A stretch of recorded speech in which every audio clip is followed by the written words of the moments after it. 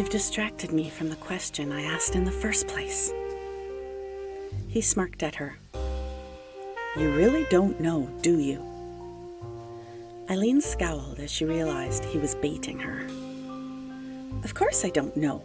Why else would I be asking, you goddamn tease? She made a fist and dug her knuckles into his ribs. He laughed and swatted her hand away. Okay, I'll tell you. Just cut that out.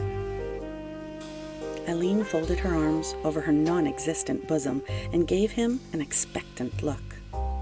Diamond took his time, straightening his hat and suit jacket before settling back into his seat to answer her. Joining the Mile High Club, if you must know, is code for doing the deed on an airplane.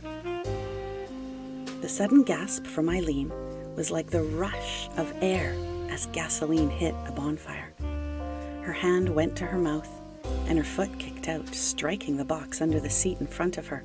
There was a feral scream, and the box rocked back and forth as the cat inside slammed itself against the walls of its flimsy prison. Oh, shoot! Sorry, Apollo. Eileen bent to stroke the orange tabby's fur through one of the slits in the pet carrier, only to be rewarded with a spitting hiss. She jerked her hand back and clutched it to her chest. Diamond smirked. Quit trying to make friends with the little monster. We can't drop that thing off soon enough. He kicked the box with the toe of his shoe for good measure, which got him another hiss and fit of impotent feline rage. Normally Eileen would have taken him to task for that. She had a heart for anything small and furry, cats being a special favorite. Apollo, hateful though he was, had been what brought them to San Francisco in the first place. She didn't want to bring him back traumatized and risk the hefty finder's fee they were due. But the revelation about the Mile High Club was too fresh, and after Apollo settled down again, she found she couldn't think of much else. How do you know what the Mile High Club is, anyway? She pressed her boss. It was a gag during the war. Might have existed before then, who knows? Lots of flyboys on station at the Santa Ana airfields would try to smuggle their girlfriends onto planes for joyrides. The girls got to fly, and the boys got a little something extra. A number of units had pools going to see who could pull it off first. Okay, but why? Seems like a lot of trouble just to get laid. So what's so special about doing it on an airplane? Besides the thrill? He grinned at her. Why, the vibrations, my dear. Observe. He took from his inner coat pocket a half pint of Old Crow. He'd been sipping on it for most of the afternoon, but there was still a good third of the bottle left.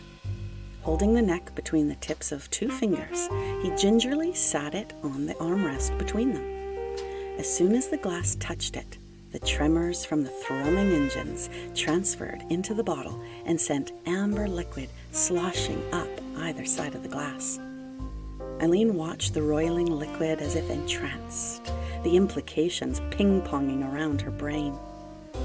Diamond took a swig off the bottle, returned it to his pocket, and fixed her with a grin. I forgot you get all hot and bothered at the notion of other people doing the naughty. Eileen felt the heat rush to her cheeks.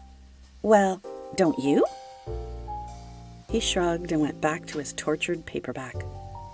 I prefer to be the one doing the naughty, that's all. Where would they do it, you think? Not right out in the open, surely. He gave her a look that she'd just fallen off a turnip truck. There are all sorts of nooks and crannies in these birds besides the passenger compartment. They'd be able to find somewhere they could bang it out. He shrugged. Or maybe it was a joke. Eileen bit a nail and glanced out the window. The southern California landscape was a blanket of twinkling darkness below them. On the flight up to San Francisco earlier that day, she'd been entranced with her bird's eye view from the airplane, but now the scenery held little interest. Her mind kept churning over Diamond's explanation and the implications it held. She hadn't thought about it much before, But now she was keenly aware of the vibrations thrumming through the aircraft. They pulsated through her seat and into her rear. She couldn't help but wonder what it would feel like if it were applied to the right area. Or, better yet, if her pussy was full of something hot and hard and everything was vibrating to the same frequency, the very thought of it made her wet. All the while, her gaze kept wandering back toward the flirting pair at the front of the cabin. She hadn't been lying when she told Diamond neither of them was her type. It was the act itself that wouldn't let go of her mind. She wondered what they'd do and how'd they do it, wondered if maybe she and Danny could get away with something like that.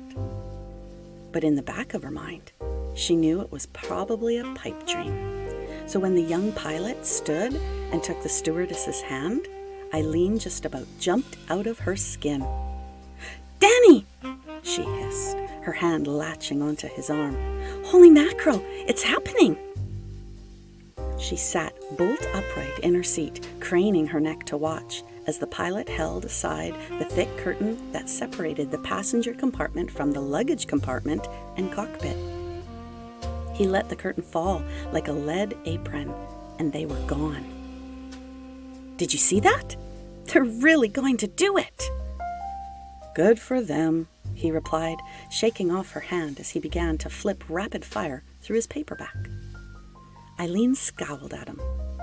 "Dang it, Danny, I'm talking to you. What's so interesting in that damn book anyway?" "Nothing. I just want to see if I called it right. The plot device is just so damned obvious. Of course the dead woman isn't who they think she is. Her face is disfigured. The only reason to do that with a pretty girl is so the writer can pull a switcheroo at the end. How doesn't everyone see this baloney coming a mile away?" The look she gave him could have frozen hell itself, but Diamond hardly noticed. She made herself stop, take a breath, and try a different tack. She laid her hand on his thigh, her tone softer. "Danny?" The change of tone jarred him from his search. He looked up, meeting her gaze for the first time.